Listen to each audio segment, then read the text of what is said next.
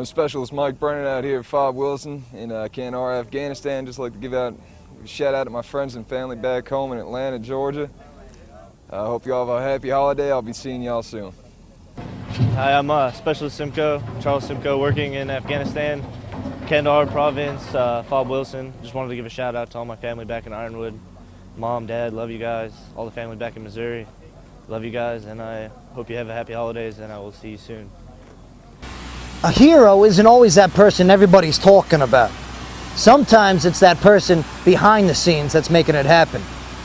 Someone at a Delta Troop 175 is that exact someone. Here's this episode's Hero of the Day. Hey, yo, Bates! How you doing, all right? Hey, Soren, I'm doing good. Absolutely. Good. Check this guy out. I tell Bates to do a job, it gets done. I don't have to babysit him.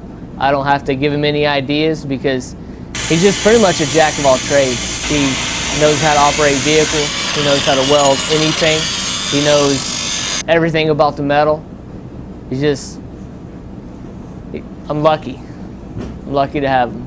I joined the Union when I was 20, did 2 years of college.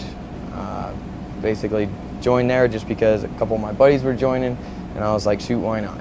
So I got into that, put in a few years over there, got my journeyman card, and that's when I found out about the hard ass to helmet program, which that's basically because the Union is a government job also, so they're pro-government, obviously.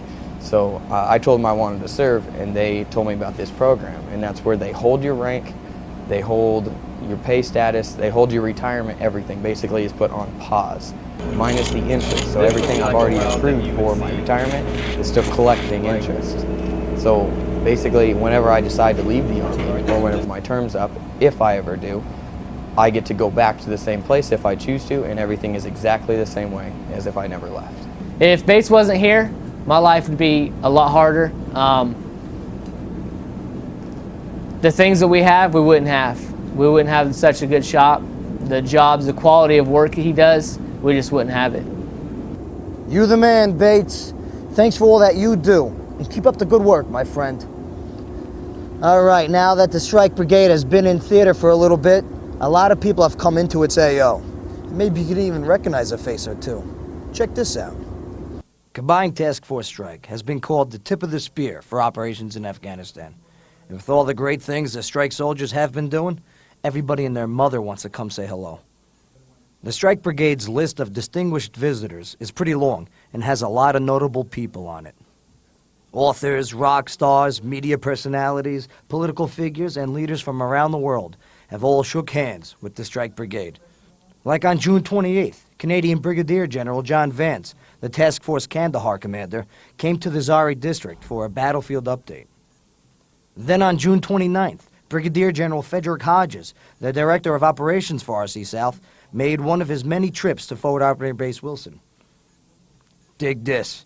On July 9th, General David Petraeus, the ISAF commander, P4 himself, came to Wilson for a briefing by the strike leaders. Here was a special treat. On August 2nd, the 101st Rock Band, Nuts, came out to play for the strike troops. Rock on, Nuts. On August 6th, Lieutenant General Peter Wall, the commander of the British forces in Afghanistan, came to see what all the talk was about. And then again, P4 stops by the Strike AO on August 16th to see firsthand Strike's continued progress. Good to see you back, sir. A few days later, on August 18th, former Strike warrior, Command Sergeant Major Scott Schroeder, now the 101st CSM, returned to the Strike Brigade for a battlefield update. On August 21st, Lieutenant General David Rodriguez, the commander of ISAF Joint Command, talked and walked with strike soldiers and its leaders. And on September 3rd, the Secretary of Defense, Honorable Robert Gates, made a stop to Combat Outpost Sanjare and hung out with the 1st Strike soldiers during his visit. On September 7th, Command Sergeant Major Hill, the ISAF Command Sergeant Major, spoke with some high-speed strike soldiers and handed out a couple of attaboy coins. General Petraeus couldn't stay away from the strike soldiers for too long, and on October 7th, awarded medals and certificates. He even had a few words to say. Is that what you are doing is historic. It is extraordinary. Absolutely, sir. Then about a week later, on October 12th, General George W. Casey, the Army Chief of Staff, the big man himself, awarded more strike soldiers for their actions in Kandahar. Right before the ceremony, Casey had a few things to say to the Strike Brigade.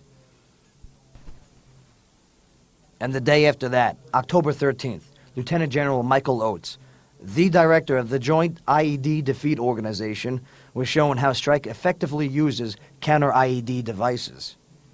He left very impressed.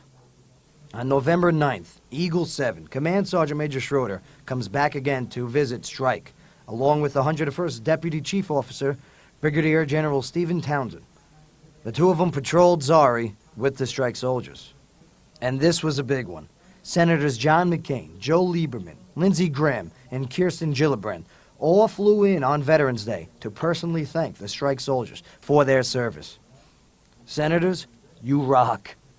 The list of distinguished visitors is pretty extensive, and as Combined Task Force Strike continues to be a key player in Afghanistan, there's no doubt that it's going to keep extending. Seeing the DVs on the ground in Kandahar means a lot to the Strike soldiers, and their handshakes and sincere thank yous really go a long way. Strike.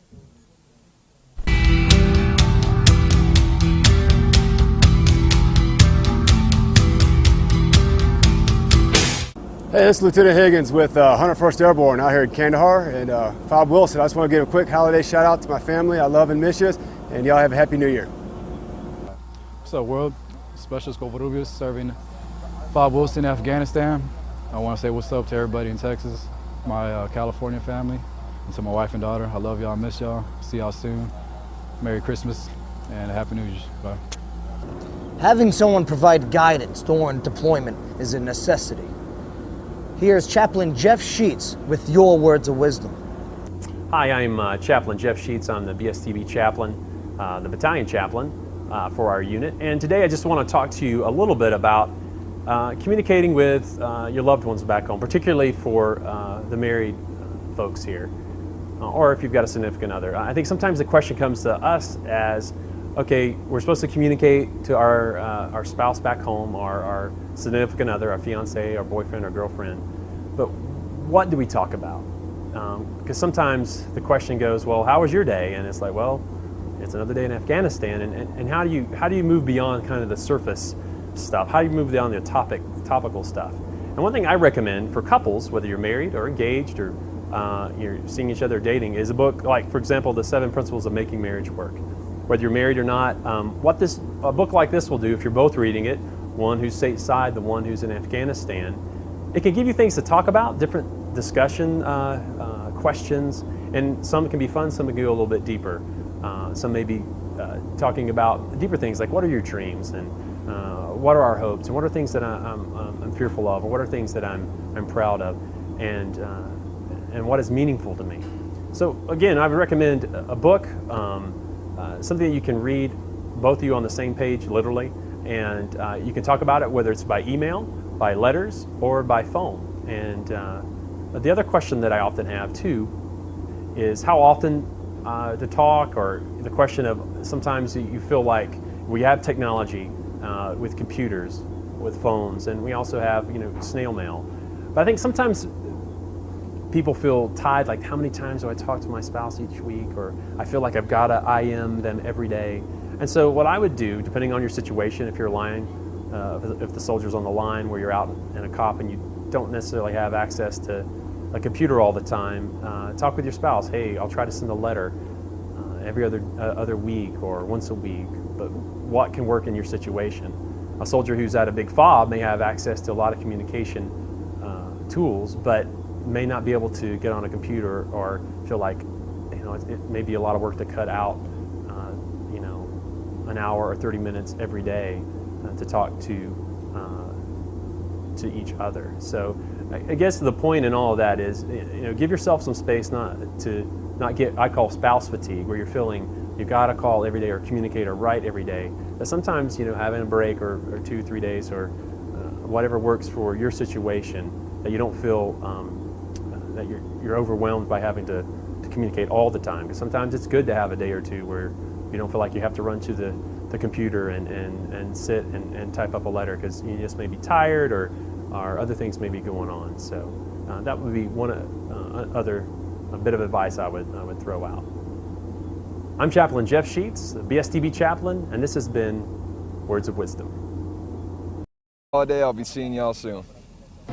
Hi, I'm Specialist Simcoe, Charles Simcoe, working in Afghanistan, Kandahar province, Fob Wilson. Just wanted to give a shout out to all my family back in Ironwood. Mom, Dad, love you guys. All the family back in Missouri, love you guys, and I hope you have a happy holidays, and I will see you soon.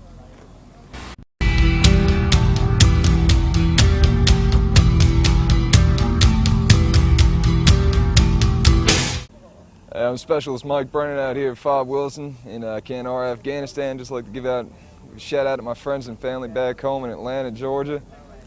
I hope you all have a happy holiday. Everything about the medal is just, I'm lucky. I'm lucky to have them. I joined the Union when I was 20, did 2 years of college. Basically joined there just because a couple of my buddies were joining, and I was like, shoot, why not?